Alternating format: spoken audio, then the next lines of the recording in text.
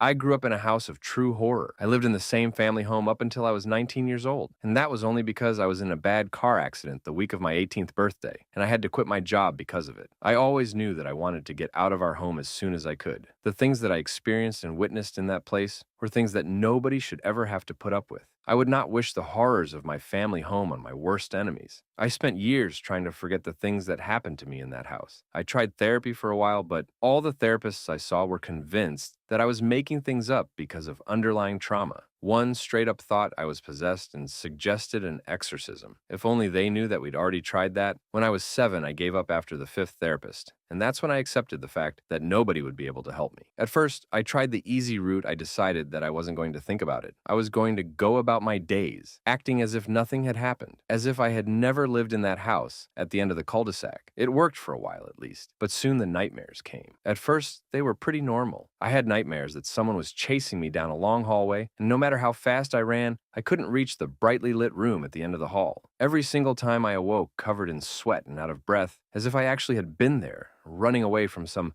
unseen danger. The anxiety that I got from this dream was so real. It was hard to tell whether or not it was something that I was actually experiencing. Another recurring nightmare that I had involved a dark figure that attempted to sneak up on me from behind. In this dream, I was 10 for some reason, and as I went about my day, I would see a large, looming black figure in my peripheral vision. It would get closer and closer until I turned around to see that there was nothing there. As the day progressed in the nightmare, I grew more distracted by things such as cartoons, coloring books, or the giant zoo animal floor puzzle that I was obsessed with as a child. I wouldn't notice the thing until it was right next to me. Somehow I knew that I needed to stay alert. I knew that if I didn't pay close enough attention, then the thing, whatever it was, would get me. Every time I caught myself being too distracted by something, my heart would begin to hammer in my chest, and I struggled to breathe as I tried to figure out if that thing had gotten to me. Yet, this nightmare, like all the others, always ended the same. I got a little too engrossed in whatever cartoon I was watching, and the figure managed to reach me. I didn't notice its presence behind me until it was able to wrap its large hands around my face and cover it completely, prohibiting me from breathing, seeing, or screaming. When I awoke from this one, my lungs would be burning for air. I would take giant gulps of air until I was able to regulate my breathing and lower my heart rate down to normal. Every single time I dream, it's a nightmare, which means that every single time I wake, I feel like I'm dying. It didn't take long for me to realize that ignoring the things that I've witnessed isn't going to do me any good. And so, this is my new plan.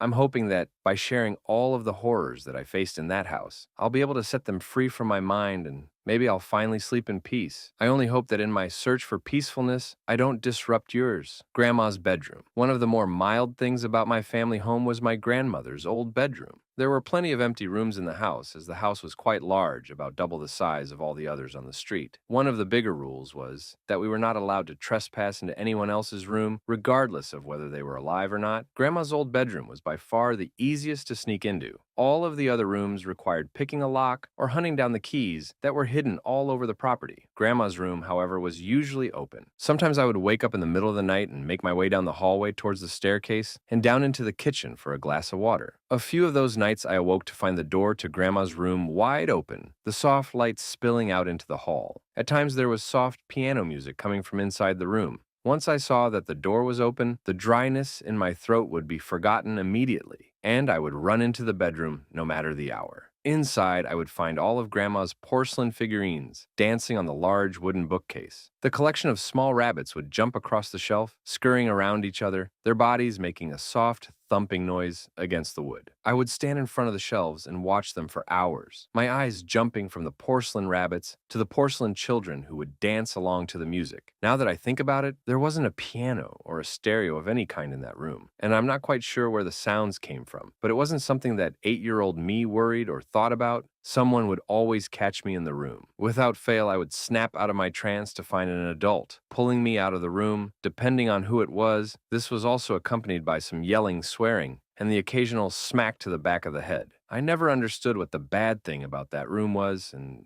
as I got older, it lost its appeal. It wasn't until I was 12 that I realized why everyone has such extreme reactions to finding me in that room. It was a Saturday morning, and I was sitting in the living room with a bowl of cereal as I waited for my favorite cartoon to start. As I sat there, shoveling spoonfuls of colorful, sugary cereal into my mouth, My Aunt Chelsea walked in front of the TV 3 times. Finally, she stopped in front of it, completely blocking my view, and bent forward until she was at eye level with me. "Are you listening to Kira?" she asked. I blinked at her, confused, because I had not in fact been listening. She sighed. I said, "Have you seen Peter? Do you know if he went to the grocery store with your mom?" I shook my head no. I hadn't seen Peter at all that morning, which in hindsight was odd. And I also wasn't sure if he had left the house or not. I had been far more preoccupied with my cartoons. Long story short, Peter had not gone to the grocery store with my mom. They found him in Grandma's bedroom. The reason no one had checked was because the door was closed this time. My Aunt Chelsea and my mom finally started to get worried later in the morning and began looking into all of the bedrooms. That's when they found Peter, who had rapidly dehydrated and starved to death. He was sitting in front of the wooden shelves, his dry, bony face frozen in the same smile that he wore as he watched the figurines dance to the music, the family portrait. One of the scarier things in the house was the giant portrait that my grandfather had ordered to be painted. It included him, my grandmother, my mother, Aunt Chelsea, and Uncle Roland as a baby. My grandmother sat in a large cushioned chair, holding Uncle Roland, who wore only a pair of diapers, knitted baby booties, and a matching hat. To her left stood my grandfather, who wore a black cowboy hat that cast a harsh shadow over half of his face and a nicely ironed black button-up shirt. Next to him stood Aunt Chelsea, who wore a pink strawberry print dress with shiny white shoes. The buckle on her left shoe was broken, and the frilly pink socks that she wore were uneven, with one pulled up a couple of inches higher than the other. The only person smiling in the portrait was my mother, who wore a white blouse under patched overalls, along with a pair of dirty sneakers. She grinned widely, showing off her missing front tooth.